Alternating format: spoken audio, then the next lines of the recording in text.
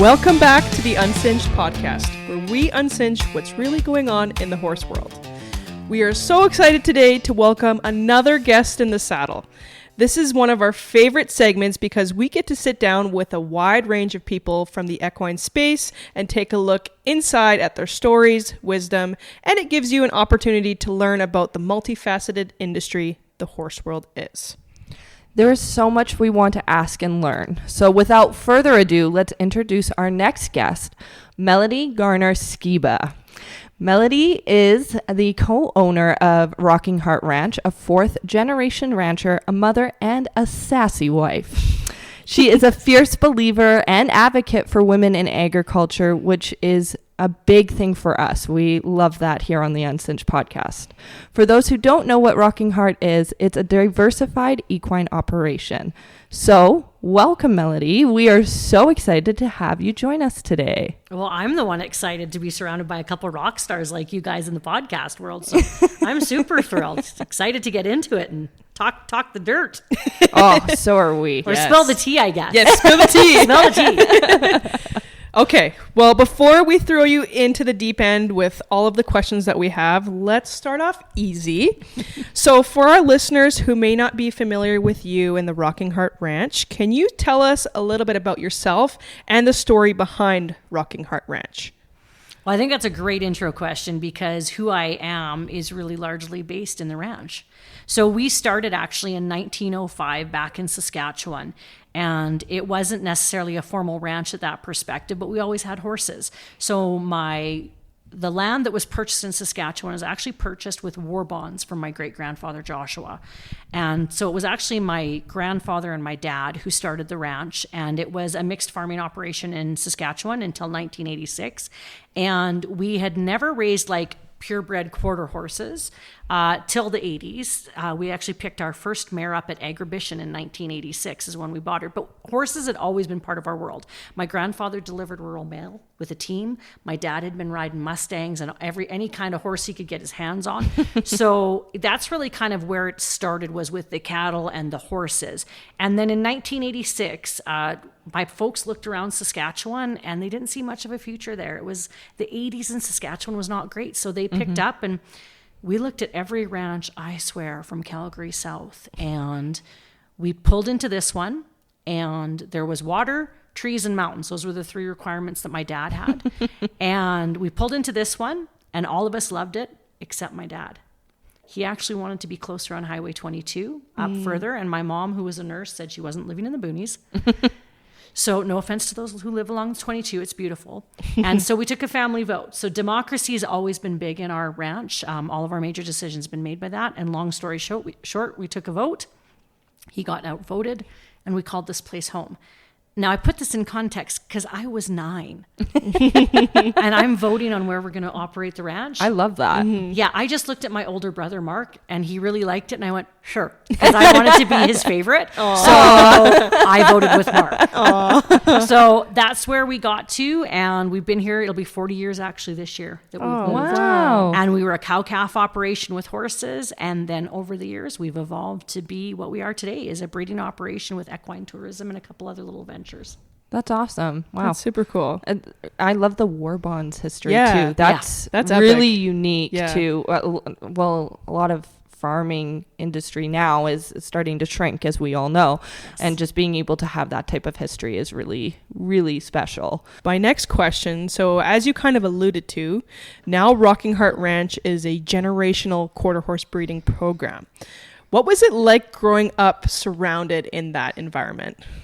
It was really interesting, and I think I shared this story with you girls when we were out touring the herd. So in 2009, my dad got really sick. He actually had to have a quadruple bypass. And at that point, we had about 5 brood mares. We had 200 pair of cow-calf. We had a store. We had a subdivision. We had a gravel pit. We had so much going on. Something had to give. We decided to sell the store, and it was cattle or horses. So we took a vote, and it was my oldest brother, my dad, and I at that time, because my oldest brother and I were set to kind of start taking over. And we voted. They voted horses. I voted cattle. So, we raised horses. Evidently, Mel lost the Democratic vote again.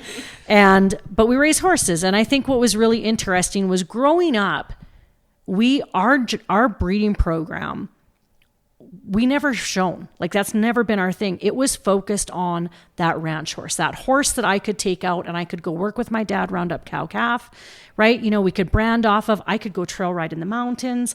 I could go hunt. Like, it was that all around. And so that really was our focus. Was the bloodlines were important, but they were ranch bloodlines. They were what we used every day on the ranch. It wasn't for how I would say the world is now, where so much of it is show. Yeah. Like, it's really about performance. That's not what we were raised doing.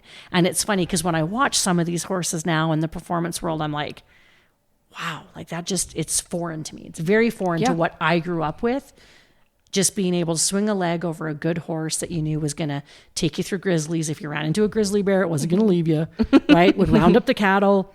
You could go hunt on it, like just that good, solid horse. So it was really interesting. It wasn't what I necessarily envisioned I would end up doing. Mm-hmm. Isn't that funny how our paths often do that to us, where we think we're going to end up in one way and then we're 180 in a different direction? And I agree with you when it comes to kind of the show world.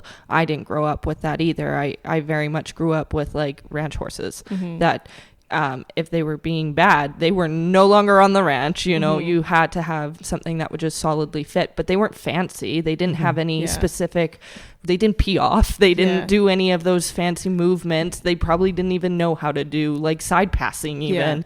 And so as I grew up and then I kind of got more into the world in the way I am, I was like, I don't know any of this.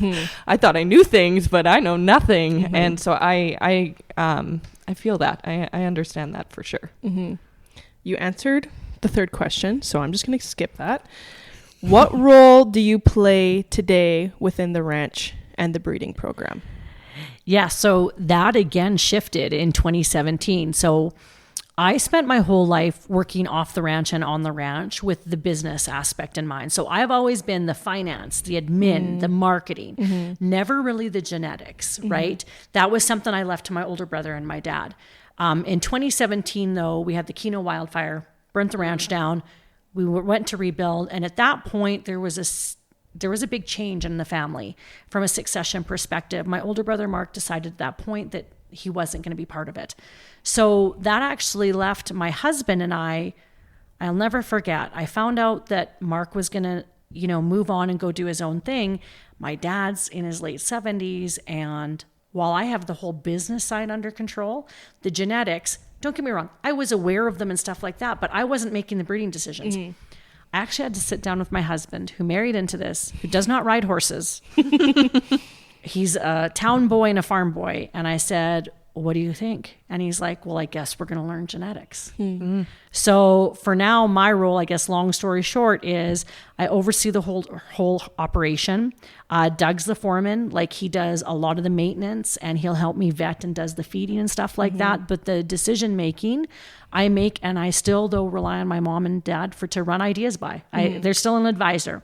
So they live here with us on the ranch, and I'll think of something. I'll be like, Dad, what are your thoughts?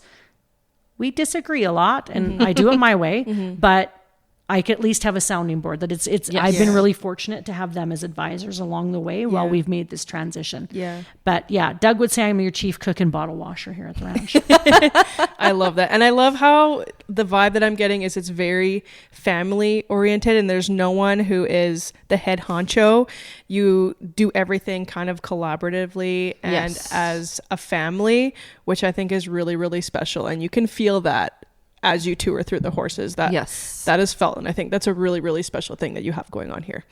Well, thank you. I have to say it's not easy always working with the older generation. Like I said, my dad and I disagree on a lot of things, but I applaud him and my mom for giving me the space to change directions of the ranch, right? Because the ranch as it sits now is not what he ever envisioned the ranch would be either, right? When we have people coming to visit us and this whole equine tourism, he's like, what the heck? What are we doing?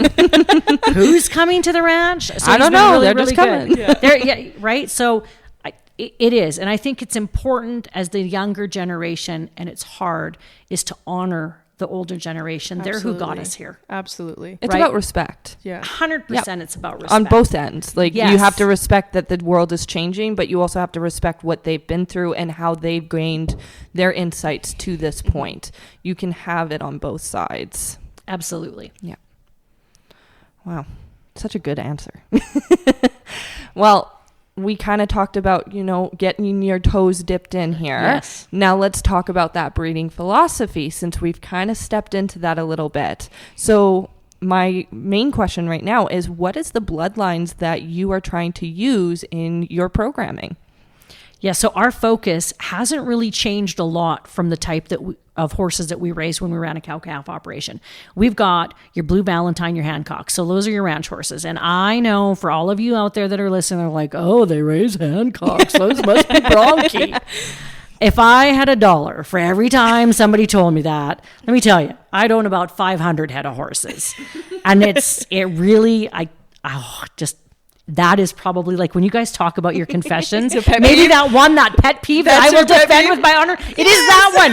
Yes. 100%. It is that one. Hancocks are not bronchi in the right hands. They're really not. So Blue Valentine and Hancock, you can see, but we also do a lot of other old school bloodlines. So Peppy Sand Badger, Oh, yeah. Play Gun, Two-Eyed Jack. Those are all the kind of ones that we like to focus on. We've got some CD Olina, but where those crosses are coming in is largely on our mare side. Like our stallions up until this last couple of years have largely been the Blue Valentine and Hancock. But we've got Metallic Cat now with our little Mace Stallion. We've just brought Two-Eyed Jack back in with Hawk. And then the crosses, we play a little bit more on the dam side with some of those other. We've got Dashing Cleat, Dash for Fame, Classic Guy, Frenchman's Guy, those smatterings. So I think the important thing is they're all foundational bloodlines that are proven. And for us, the bloodlines are important, but it's more about what those bloodlines mean to us when we're starting them and when we're making our crosses. That's where we start to see the difference. I like how you said that it's not just because they have that bloodline. Like, obviously there is a level to that, that that they're proven lines, but it's not just because of that. It's there's a lot of different aspects to it. So when you are making breeding decisions, what traits are like a non-negotiable for you? Yeah. So our number one is mind. Yeah. That is number one for mine. And that's why I was saying with those bloodlines is, you can have those proven bloodlines and you can have the reputation that Hancocks are bronchi, right? But for me, that hasn't been the case because it is number one about mind. So we breed for mind first. When we're making our crosses, we're looking at our dams and going, who's maybe got a little bit too much fire that we maybe need to slow down a bit, or who's maybe a little bit too steady, like not steady, a little bit sticky that we need to get some forward movement to, and then we'll make the crosses based on that. So mind and trainability is number one. Number two then is confirmation, right? Because I fundamentally believe as a breeder, it's our responsibility to elevate the breed. If you're not elevating the breed, why are you in business? We don't need to breed crap, for lack of a better word, right? We don't need to breed crap. That's not what we're here for. So number two is confirmation wise. Are they good boned? Are they solid? And my confirmation might look different to someone else's confirmation. I'm not talking just straight feet and all of that. I'm also talking good bone. So for us and what we do, we're going trail riding in the mountains, right? We're roping off of them. We need something that's not going to break down. We want good solid bone. So that's also what I mean from confirmation is I'm not looking for pencil legs. I'm looking for some good solid bone. And then the third thing, and a lot of it happens because of our bloodlines, is color. We just get color. But that is like everybody says, oh, you must breed for color. No, that's that's the byproduct of our crosses with our bloodlines and then the build of them. What a nice little byproduct to have. Just blue roans, Garulas, buckskins, What a problem to have. Oh, sometimes. I have to tell you, when we get a sorrel, we do feel a little let down. And for all you sorrel lovers out there, I'm really sorry. But we have a sorrel and it's like, oh, it's a sorrel.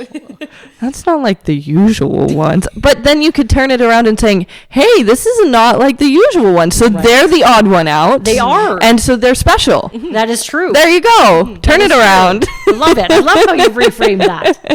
You're like, woohoo, we got a sorrel. They're so unique. Exactly. There we go. Just change that mind frame. Yeah. I guess one thing that stands out about your horses when you see them in competitions is how well they handle pressure, because we see them in, our trainer competitions, which we'll talk about a little bit more later. And I guess, how intentional are you about making sure that we say good mindset, but what does that actually mean to you? Yeah, so I think the big thing is when we're breeding for that temperament and the mindset, that we're breeding them with the idea that they are going to face stressful situations, whether it's a trainer's challenge or whether it's going to be a cliff in the mountains. Yep. That they can keep their wits about them and work and become that equine partner.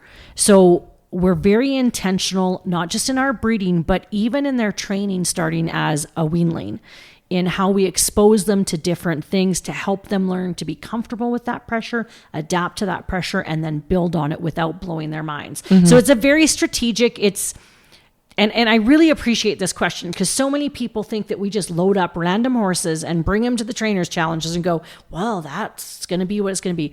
No, we're walking the herd. We're looking to see who's adapted, who's maybe too immature for this, because that can happen. Like, I'm sorry, not all 3-year-olds have the same maturity level. Some 2-year-olds are old souls. Some 3-year-olds, even as 10-year-olds, are still right. So you have to be intentional about it. And I think how we do that is by exposure to different situations to see how they handle pressure in a safe environment here before we take them on the road.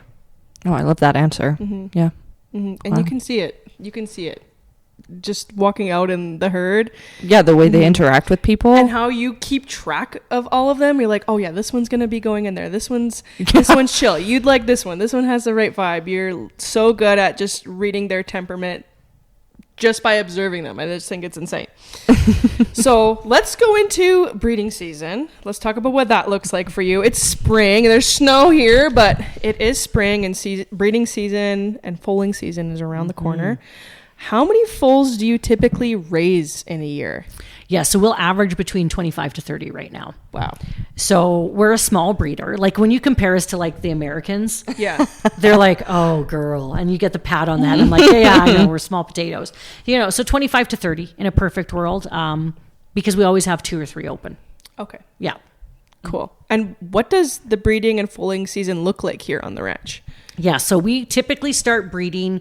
Well, I should say we typically all start foaling about middle of April. We've got a couple mares that really are dominant in the herd when you put them in with the stallion. So we try to put them in with the stallion. We pasture breed. I should start by saying we pasture breed everything. That we don't do any in hand unless we're doing an AI cross that's special. Everything is pasture bred. So our dominant mares that might cause us some challenges in allowing other mares access to the stallion, we try to get them out of the gate. So we'll start breeding them like May 15th. So they'll start foaling in April, mid-April. We get them out of the way. And then really by May 1st, and if everything works out, we got babies dropping at a pretty hot and heavy rate. And for the month of May, in Mel's perfect world, May 1st to May 30th is when the heavy foaling season happens. And we're old school here. We check every 2 hours. Okay. So May means not a lot of sleep. We're fortunate that we have an intern program and we bring people down and they help, and the interns help us, and we each take 2-hour shifts. But I'm a control freak. So if there's a baby hitting the ground, you want to be there. You're there. They're calling me and I'm there. Yeah. It's very rare, unless we find the baby up and born, that I haven't laid eyes on it during its foaling. Not to assist, not to do anything. I just am a control freak and like to have my eyes on my babies. So that's really May till middle of June. If we've got some late comers, we're about 6 weeks of foaling. We check every 2 hours, and then we turn studs out June 1st. So June 1st, everybody goes out to their paddocks. We run 4 different breeding paddocks, and we figure out, again, we sit down when we do our crosses. We've got our book, our spreadsheet. We've got calculators going. We bring in the whole team around this very kitchen table. And we start with each mare, and we go back, and we also look back historically, like past 5-6 years. What have the babies been like? Trainability. What worked well? What didn't? And it really is kind of that. It's not just a, sure, let's throw it at that one. It's very systematic to a degree. I say that, but we've also been fortunate that our breeding program, our stallions are all pretty even. So you can't necessarily get a bad cross, but you can get a better cross. And I think that's what we're always striving for, is that better cross. So I hope that answered. I tend to ramble. No. Oh God, no, we're I love it. super enjoying it. So if you ever want sleepless nights, come join me during foaling season. Don't tempt me with a good time. Like the stars are out. In a Don't perfect tempt world, me the with a stars good are out. time. It's quiet. There's babies everywhere. There's babies Oh, everywhere. Yeah. Oh no. You're going to see me a lot. You kind of alluded to your internship program. What kind of a team does it take when it comes to that May high foaling season? What does it look like here in May? Yeah, no, great question. I love that, because up till we started our internship program 2 years ago, it looked like Doug and I every 2 hours. And my husband eventually saying to me, sleep would be great. I'd love some sleep. That's a hard on a marriage too. Yeah. And we also have a rule. I should have said this. We have a rule. If a mare is foaling, no one goes by themselves. We work in twos, just from a safety perspective. Yes. Yeah, just because mares can be unpredictable. Doesn't matter how handleable they are. I remember giving birth. Yeah. So we go out in teams too. So we typically have, in May, we have interns start. So we typically take 2 interns a summer. Okay. So there's 4 of us. There's 4 of us that man it. And then my youngest will help too. They've got some mobility challenges, but they will do checks if we've got to give people a day off so they can get to sleep. That's the other thing we try to do, is once a week, someone gets a night off so everybody can get 1 night a week of a full 8 hours of sleep. Just for alertness, we find. Yeah. But yeah, it is, we're busy riding horses, we're busy training horses, and we're busy foaling. So May is an action-packed, sleepless, but super fun time. Sounds awesome. Yeah. It sounds really awesome. Yeah. Like I said. Oh my God. Girls, bring a trailer. That's all I'm saying. Bring a trailer. I don't say these things, because I will be here. Love it. Doug would love it, because then he could sleep through the night. Yeah. I will take a few days for him. Then he can sleep. Yeah, I got you. Yeah. All right. Wow. Now I'm just contemplating life at this moment. We touched on that you go to these competitions. So I'm going to kind of go into that of colt starting competitions and just young horse development in general. So with the Rocking Horse Ranch horses, they often show up in those colt starting competitions. And for listeners who may not know, what exactly is a colt starting competition? Yeah, so there's various formats, and I feel like we show up at competitions because, and I'm not sure how many of your listeners know this, but for about 10 years, we ran our own 60-day colt starting challenge. Okay. So we actually every year would pick 10 to 15 up-and-coming trainers, and we would send a horse out to them for 60 days. And they would train it at their place as part of their program, and then they would come back, and we'd have one day where they would all compete. So we did like a finals round, and then we would trainer of the year, they'd win it, and then we'd auction off all those horses. We did that for 10 years. And so now, though, you're seeing more of our horses in the typical 3-day colt starting challenge, where they show up, they've got about 6 hours, they do some round pen sessions, and then they have to ride out of the round pen and complete like a pattern and some obstacles and stuff like that. So it's really about, I find what the colt starting competitions do is it really does showcase the horse's trainability to a degree, but it also really, I put most of the onus on the trainer. It really showcases where their strengths and weaknesses are in their program. Yeah, that makes sense. Those come pretty quick. You can see those pretty dang quick. Yeah, because it's so short, the time period. You have to be able to see what they're doing under pressure. Yeah, that makes sense. As the breeder, though, I do wonder, what level of input do you get at these type of competitions and events? Because I'm sure you're putting these horses in. So what kind of level of, intent do you get in there? Yeah, so, we've been really fortunate with our partners that they understand if it's our horses, we get say. Yes. We get say in what we're looking for in trainers to a degree, right? We're not picking the trainers because we never want that bias either, that we don't never want to be like, well, those are Rocking Heart Ranch trainers, right? Yeah. So, but we let them know what we're looking for. We also have a fail safe.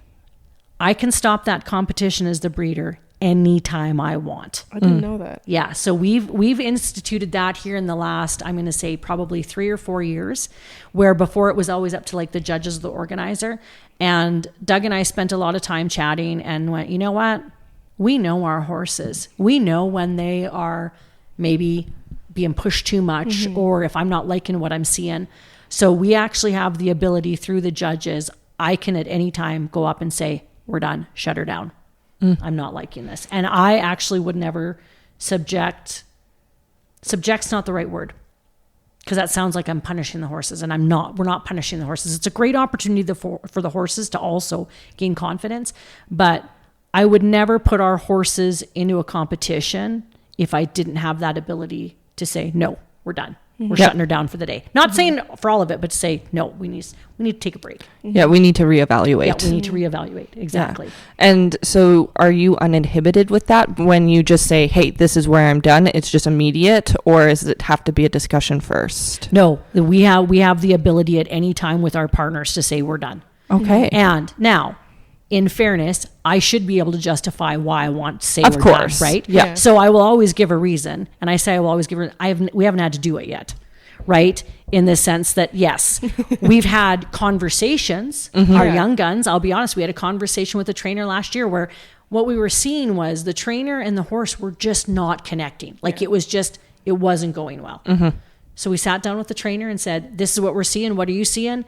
She said, I'm feeling and seeing the same thing. We called it. And that trainer was like, you know what? I'm not doing right by the horse. I don't think that, and I really appreciated her response. Yeah. Yes. I was like, you're putting the welfare of the horse first.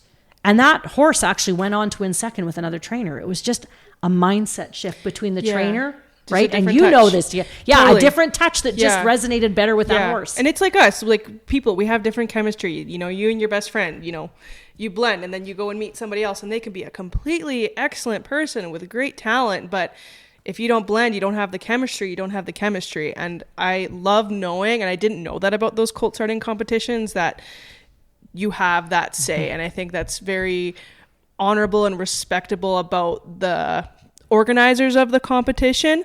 But then it also puts a little bit more of, maybe not pressure, but a little bit more of a fire underneath those trainers' asses, for lack of a better word, of really making sure that they do right by that horse. Exactly. And I think that's a really good thing to know, especially as a spectator of those contests, because you wonder, like I've always wondered, you know, 100%.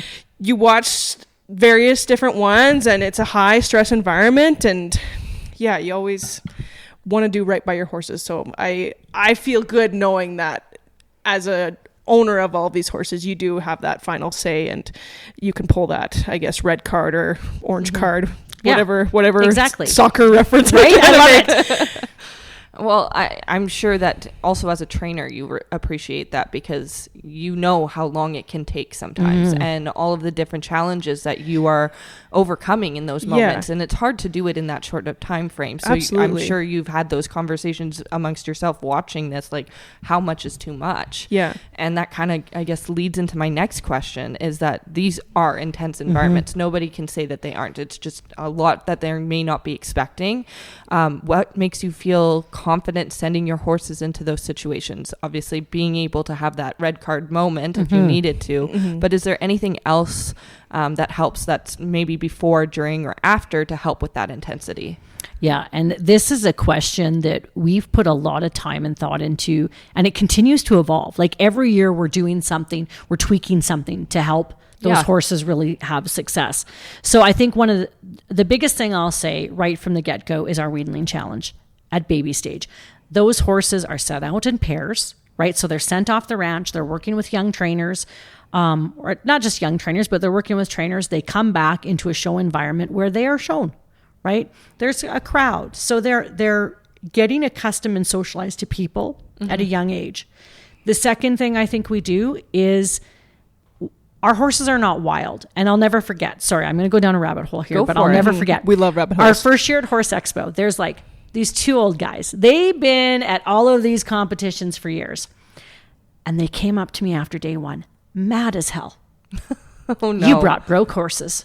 And I'm like, no, sir, I did not bring broke horses. Wow, you can touch them, you can catch them. I'm like, yes, because these are 3-year-olds and this is what I would send to a trainer. This is what I would expect. And they're like, well, they're not bronking, they're not giving us a show. And I'm like, that's because I like my trainers and I want them to actually be safe. Like, I don't want to put you guys in the hospital, right? I appreciate that very much. Right? And so they were so mad. They're like, we're not coming back next year. And just on and on. And every day they came to my booth and told me this. Those guys are some of my biggest fans now. They come every year to Horse Expo and they're like, did you bring the broncs this year? And I'm like, No. And you girls are too, you may be young to this. Do you remember the Muppets, the two old guys in the Muppets? Oh my God, yes. That's them. Okay. Yes, that's totally them. Yes. That's totally them. And every year we're like, no, we didn't. But they finally realized the difference. And I've totally gone off track here, but they finally realized the difference between horsemanship and riding the rough out. Mm-hmm. Yes. Mm-hmm. And I think as a family, we don't believe in ride the rough out. Mm-hmm. Yes. We believe in horsemanship. So everything we're doing here, whether it's from the Weanling Challenge to us walking through the paddocks every day, touching the horses, talking to them, they're not feral. They're not wild. Mm-hmm. That helps set them up for these intense situations. We're bringing them into the arena now where we'll tie them on the tie rail. Right? We're not starting them or we're not doing anything like that, but we'll bring them into the arena so they can get accustomed to that. That's kind of really what we're doing. The other thing that I think the other big change that we've made, and we started this at Young Guns, and I think we're going to continue to do this, is at night, they're turned back out as a herd.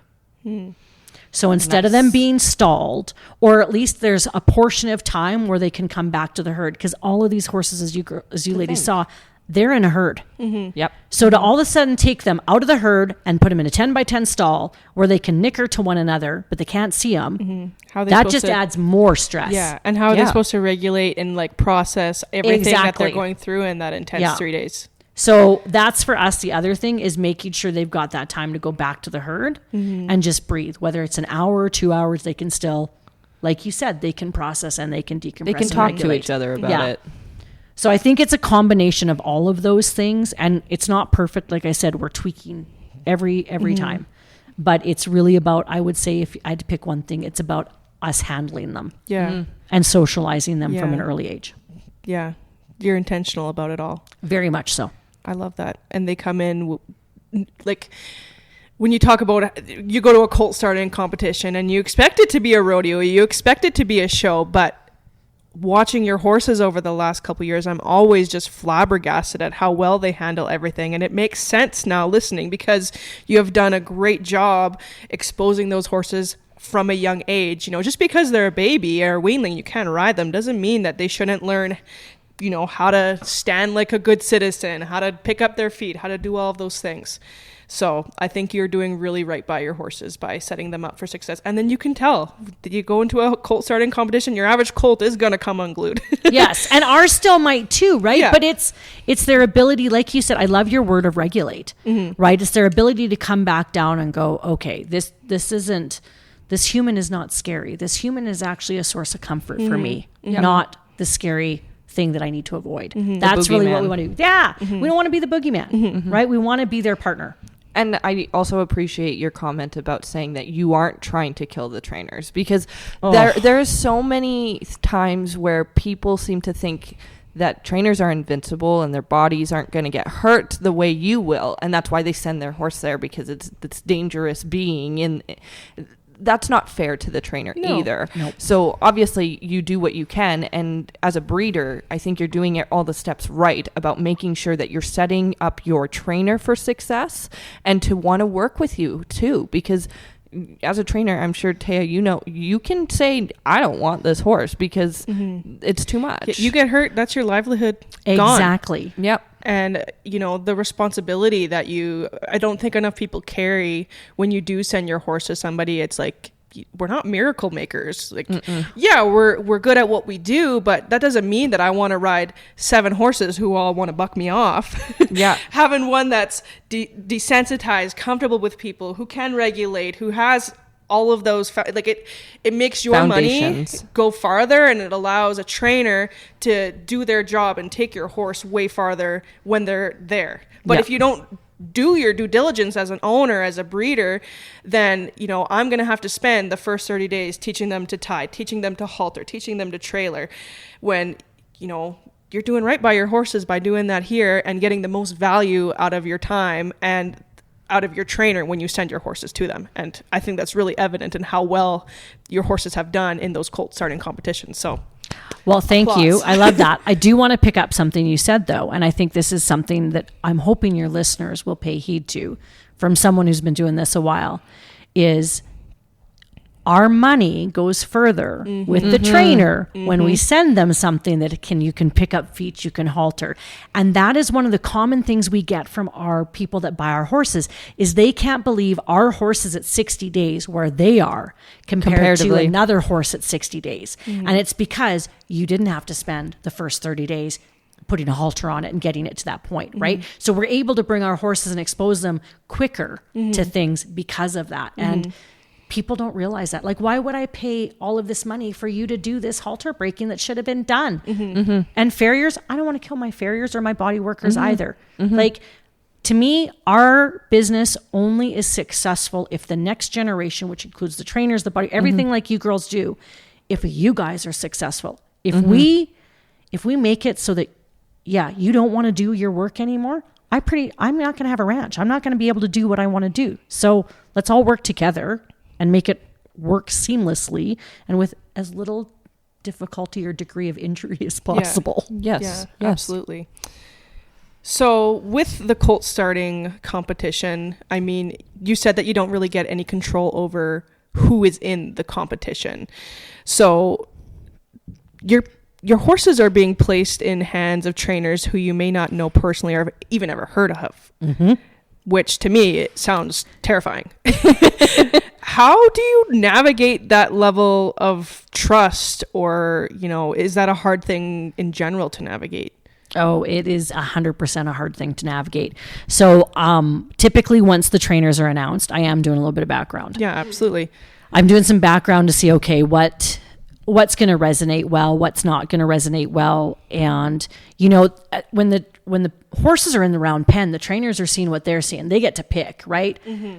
I have my own opinions of what horse should go to who depending on training, but I can't say anything, right? Like that's not just, you just hope. But that's, I think too, where how we try to trust that is we try to bring horses that are fairly equal all together. So if they're like if we're on a similar playing field, it won't matter as much who gets who. Okay. Right. But if I'm bringing someone who's super sensitive or aware and someone who's super sticky and those trainers get mixed up, it can get sticky. And we've seen it. We've seen it and we've lived it. And we've had a couple horses come back from competitions where we've had to do, in fairness, they get turned out for 30, 60 days to just go back to being horses to decompress, because I'm like, there's no point in bringing that horse in right now because it's just not, it's not going to be the perfect ideal. I have a lot of conversations with them. The red card thing, as you guys say, that brings me that level of trust as well. But if you ever watch me, it's funny, Doug will say to people, don't watch the horse in the ring. Watch Mel's face. Especially when they go to get on the first time. Yes. I'm actually not looking at the pen. My head is turned in our booth and I am such a ball of nerves. Yeah.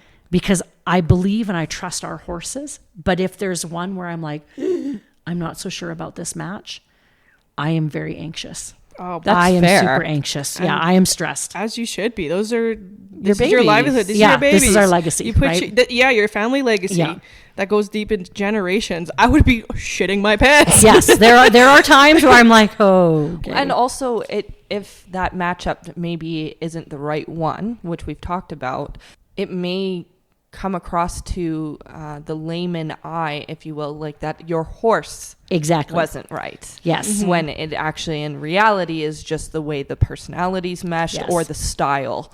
Yeah. And so that, I'm sure why you would be turning around, because if something were to happen, what is the public's view of this?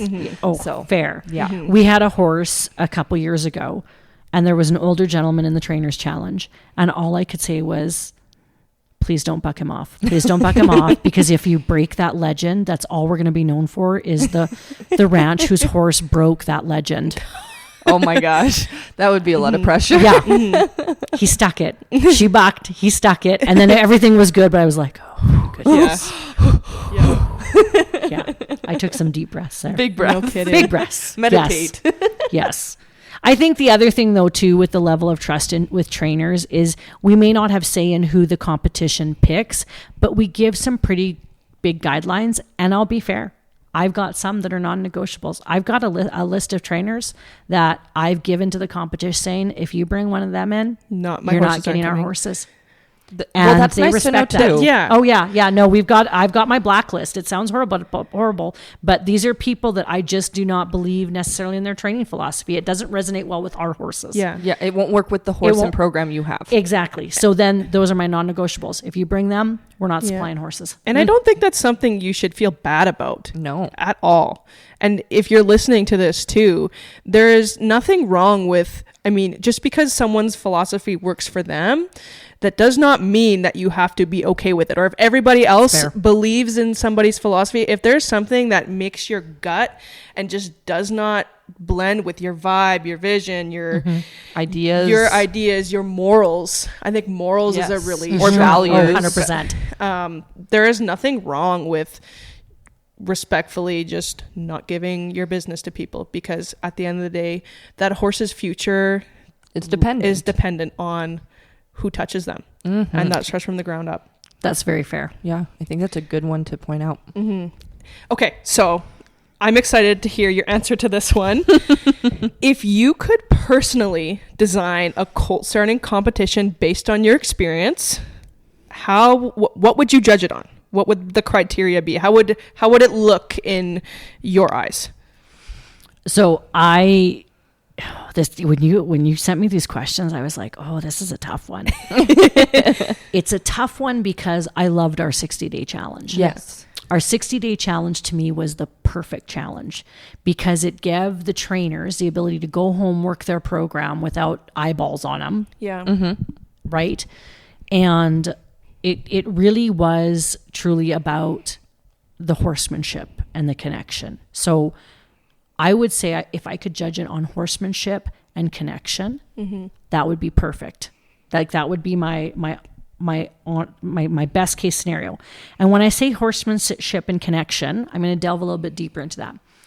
It is about the softness and the willingness of the horse. Yes. So a lot of times in these challenges, the job will get done, but it's how is the job getting done? I want to see that horse's head nice and gentle. We're not up in the air. I want to see the eyeball not white. I want to see a nice, calm, willing horse that is truly working with that partner, and that partner reading the language of when it maybe needs to be pushed some or maybe needs to be back off. So to me, it's really about that softness and willingness. I don't want to see you ride the rough out. I want to see you get all that out before you ride the rough out. Now, in a 3-day challenge, that can be hard. You kind of got to ride the rough out.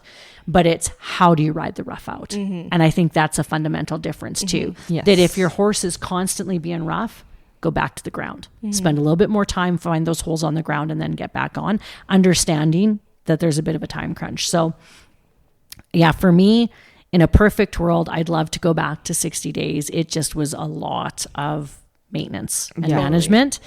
But the 3 days, we're having a lot of fun with those. And I think they're great events. Totally. And you can truly see the horses. And I will use Mace, my little junior stallion that I now ride that Jill started last year. She had it in the Trainers Challenge. The willingness and the softness of him. Yes. And he's kept that. He's kept that throughout this whole thing. And the goofiness, like that's the other thing, I guess. Now you got my gerbils. Not shut down. Their personality is still alive. Yeah, like still that's intact. Yeah. So that softness, that willingness, and they still have their personality. And that's a hard thing to kind of juggle from even like a production standpoint. Like you're putting on a show and you want to have something that people come and want to watch. And like, I'm not going to lie, when a horse gets a little crow hoppy, I'm always like, ooh, yeah, right? My popcorn, right? Yeah. And, that has to be a hard thing to navigate as a event producer because, that usually a colt starting competition will have that big show at the end. Yes. And, that's the entertainment piece, but You're going to join the Muppets then. I'm putting you with my two old guys. yeah, I want to meet them. They sound like a good crew. Sounds like a good time. But, I agree with you in the sense, I've watched a few of those and it's always been hard for me because, I'm a trainer and I too really value and see when a horse is comfortable and doing things willingly. And it's hard when, yes, you'll have a horse who does accomplish and does all of the tasks that were required in the competition, but it's wasn't as nice or calmly done or as softly done.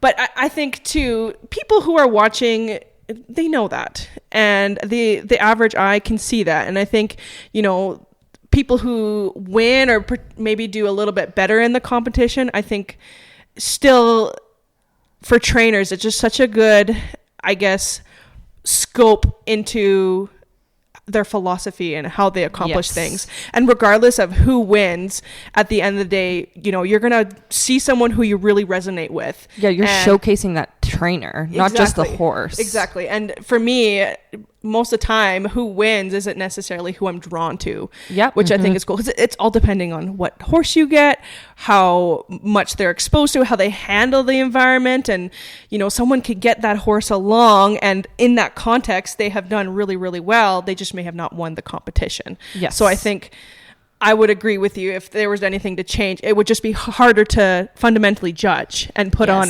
from a production standpoint, which is tough. And for an audience standpoint, because sometimes people don't want to see all the calm, like you said. Yeah, and it's not entertaining. Not that that's the wrong approach either. You know, I prefer, if it wasn't in a competition, if it's my horse, I want you not to bronc my horse out. But when you watch it, like you said, you kind of are like, okay, how are they going to handle this? What's going to happen? And so balancing those levels is definitely probably very difficult from a production standpoint. I think the other thing too that really shows the difference is when they leave the competition and they go into the actual training. You can very quickly tell which horse was soft and willing in the challenge. Yes. And which one was more driven, I'm going to say, was more I'm brought gonna just along do it unwillingly. Like, I'm just going to do it. I'm just going to push through it. I'm just going to do it. You can tell that in the first 2 weeks of their training, because most of our horses too will go right into training. Like they'll go, we might let them decompress for like a week or 2 weeks, but then they go right into their training. Yeah. And you can quickly tell from that experience whose approach did what to that horse. Yeah. Yes. And that's like, I know, I think about myself. I put myself in the trainer's shoes or boots. And, you kind of have to have that moral debate with yourself, like, yes, you can force a horse to do all the things and win the competition. But how does that sit in your soul and in your gut, right? And it's always interesting just watching what choices people make. And it's so, everyone has a different background, and it's diverse. You want to win the belt buckle? Like, hell yeah, good for you. But sometimes you have to cut corners in order to do that. And it's interesting to see who will cut corners and will be successful in the competition, and then also who just stays true to their philosophy and their morals and kind of puts the results or the winning of the competition kind of as a back burner. Yeah. And I think both are respectable decisions. Like, you're in a competition. Yeah. Yes, you want to win, right? Yeah. But also, having that. What are you willing to compromise? Exactly. Yeah. Those conversations that you have to have as a trainer. And that kind of leads us into, so we talk about, the bigger competitions like at Horse Expo where it's the trainer showdowns. Those are often very big names who have been in the industry, who have the exposure and can kind of handle these because they've done them lots. Let's talk about Young Guns. That's a competition that's just recently started up here in the last year, I would say, right? We're in their second year for it. Yep. So for listeners who don't know about that, the Young Guns competition is about trying to find trainers that may not have that spotlight. And so balancing, getting into that space. So I guess if there's anything I'm missing, is there anything I'm missing about the Young Guns competition of what it is? No, it really is about the next gen. Yeah. Yeah. And I think that's really important, especially at the state of horses and the industry at this point in time for Canada anyways. One thing that I do quite respect and I love is that it's trying to give opportunities to those up and coming trainers. What really inspired you to support and create this type of environment? Yeah, so our family has always been committed to keeping youth in the saddle or getting them back in the saddle. So it started with our weanling challenge, which initially was just focused on teens. We had a lot of teens in our weanling challenge that weren't necessarily at the point where they were ready to start a horse under saddle, but were amazing little trainers. So for us, and I think this is even our 60-day challenge that we did for years, was for us the fact that it helps that next generation step into that spotlight and sit at the table is so important for us, because again, we're looking at the longevity of our industry. Yes. If I don't invite people to sit at this table with me and get the exposure, my industry's dead. Mm-hmm. And so I have two choices. I can choose to do nothing and it will slowly die out, or people will elevate in the industry that maybe I don't agree with their philosophy. Or I can choose to say, you know what? I like your philosophy. I like how you're working. Let me help you get to the big show. Mm-hmm. I believe in growing people up and out. Mm-hmm. And that's been a constant for our family and will always be a constant for our family. So that's really what excites me about Young Guns, is seeing that next generation talent. Yeah. And I think both Tay and I are young at this point in time. And it can be very difficult in the industry to get experience, to get exposure, to try and get to these events. There's a lot of no's. There's a lot of slamming doors, to be completely frank. And so having people like you is so valuable, who are willing to share knowledge, who are willing to help you get a leg up on the saddle. Pun intended. Exactly. and give you the opportunity. And then you get to figure out how you use that opportunity, but at least you get the option to be there. And I think that's incredibly valuable, whether you're a trainer, a clinician, whatever, a farrier, all of these options. With that, I guess you had said there's sometimes people who rise that maybe you don't want to. So you're trying to support the people you want to rise and make a difference here. So what do you look for in a trainer who participates in this? Yeah. So first of all, I am looking for someone who understands that the industry is bigger than themselves. Mm-hmm. So I'm not looking for the ones with swagger and a ton of ego. I'm not interested in. Our value is building the whole industry. So they have to come at it with that understanding that they are humble, that they understand they have something willing to contribute. And to me, humble does not mean unconfident. You can be humble and confident, right? But it's that understanding that you are not the be all end all. You are part of a bigger thing. I'm looking for that other pieces, and I'm seeing this with the younger generation, that they're understanding that this is a business. So I'm looking for someone that treats it like a business, in the sense of you return phone calls.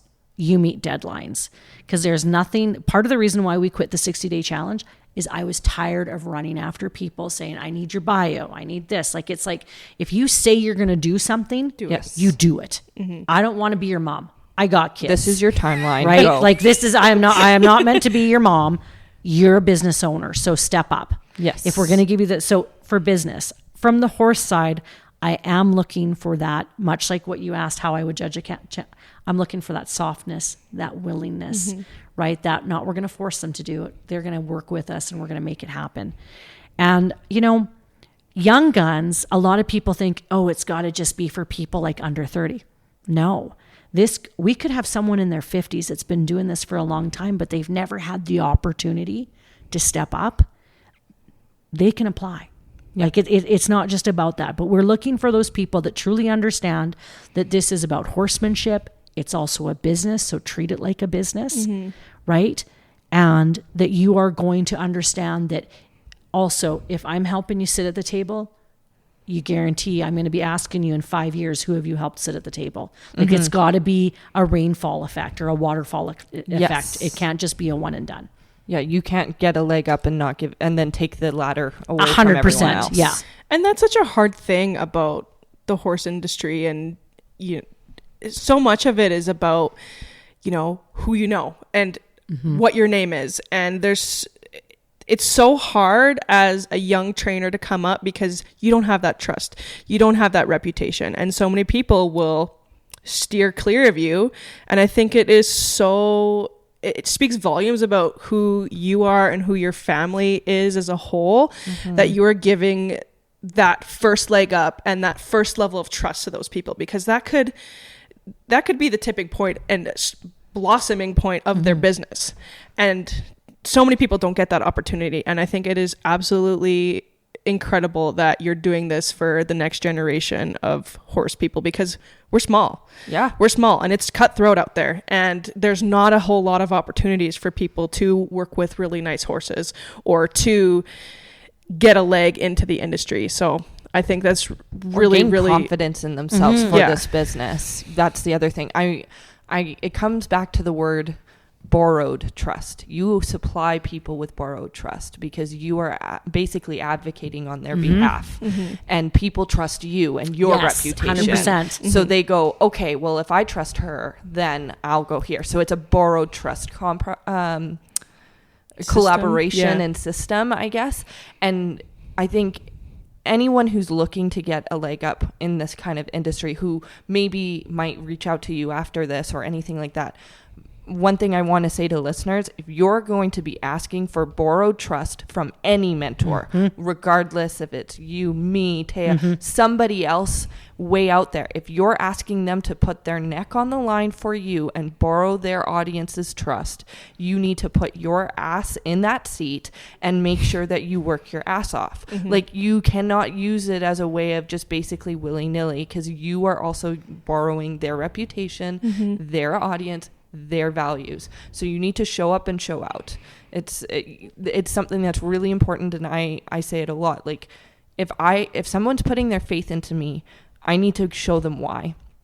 And it's so important as a business owner, especially in our industry, because everything's on trust. And everything's on trust. And our generation too. Yes. Our generation really struggles with that right now. Yes.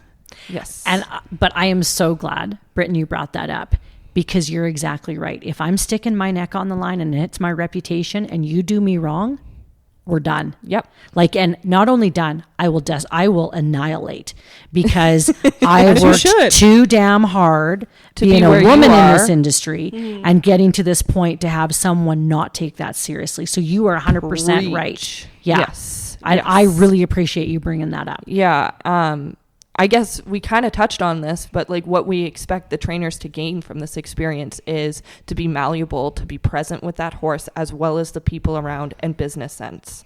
Would you agree those are kind of the core values you want people to gain from this? Yeah, I think the other ones are their confidence, because so many young trainers don't have the confidence in themselves. So to see their confidence blossom, to me, is like the biggest thing. And really, I want to build their business. My goal has always been, and when I say my goal, listeners, I want to be really clear on this. When I say I mean Rocking Heart Ranch. Yes. I mean, that's the philosophy of our family.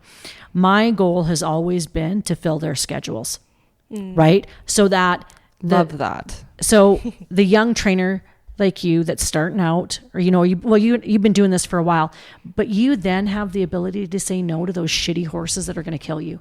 And you can still pay your bills and make a good living. Like, in my perfect world, all those shitty horses that are going to kill trainers are no longer. Yeah. We are only training horses that need to be trained, because I do not believe that every horse needs to be ridden. I do not believe that. I agree. I fundamentally do not. So I think in a Mel's perfect world, it would be all of our young trainers are sitting on good stock that are not trying to kill them. Dude, I have goosebumps. I'm crying. I know. I was almost crying too, because I think we both have felt that. As women in the industry, it can be difficult. As women who are putting our bodies on the line, like, you as a trainer have a way more risky than I do. But even me, like, I have had horses that try and take me out because I'm just trying to be there, and putting ourself in a vulnerable situation, and then also not to have the clients. Like, it sucks. It's hard, and it is very cutthroat, where we're having to compete against people in our industry when I know Tay and I are both big on collaboration. Like, we are not people who are here to annihilate each other or create conflict against other people in our industry. We want you to grow. We want you to succeed, but we don't want you to also destroy us at the same time. And lots it's not at the cost of you. Lots do. They will, you be nice to them and they will take you down. And you're like, I just was trying to be nice or share. Exactly. And it's really nice to have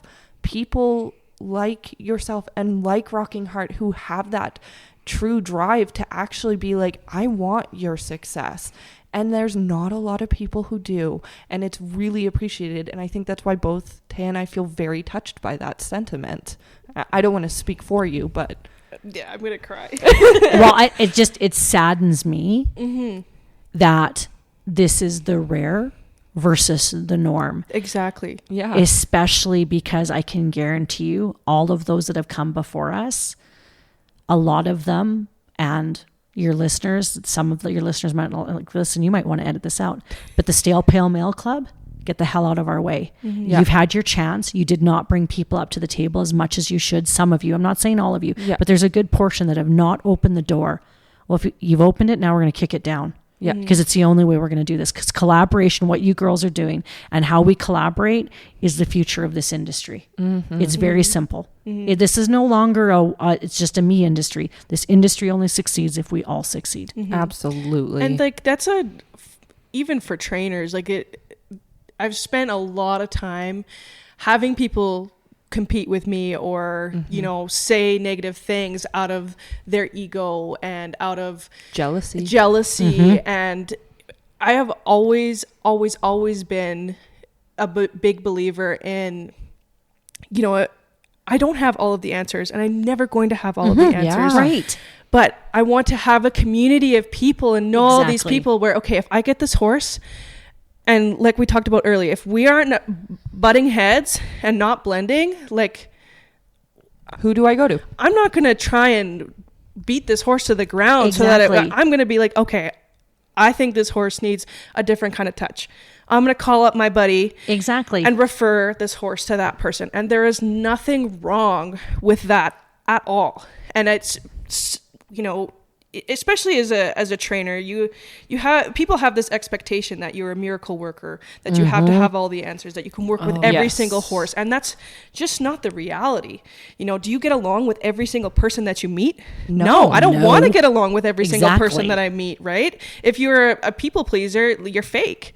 And I think it's the same thing as a trainer. You're stay true to your values, and if you're not blending with some horse or some owner, own it, admit to it, throw your ego out the door, because egos do not work with horses. Exactly. And collaborate with people. Just because you're a trainer doesn't mean that you have to be so defensive and hate everybody else. And same thing with a body worker, right? You might get a horse that comes in That I don't know what to do. Exactly. they don't like your touch, or you don't know what to do. Well, 6 other body workers, call another one who specializes in X, Y, and Z. X, Y, and Z. Like, in this industry as a whole, we have to stop being so divisive, and we're a community. We have to rely on each other, and that's really where the strength comes from. Yes. I don't have all the answers, but I know a guy down the road who specializes in this. Exactly. And I think you gain a lot more respect from people when you're honest about that. And I think too many people try and have all the answers, and they fake it, and they end up getting themselves in trouble, and the horses pay the price for it. Yeah. To absolutely nobody's surprise, we did go overtime with Mel. Classic Uncinched ladies, I know. This was such a fantastic interview. We really wanted everybody to hear it. So we've made this into a part 2. Feel free to move on to the next part, where we'll pick up exactly where we left off.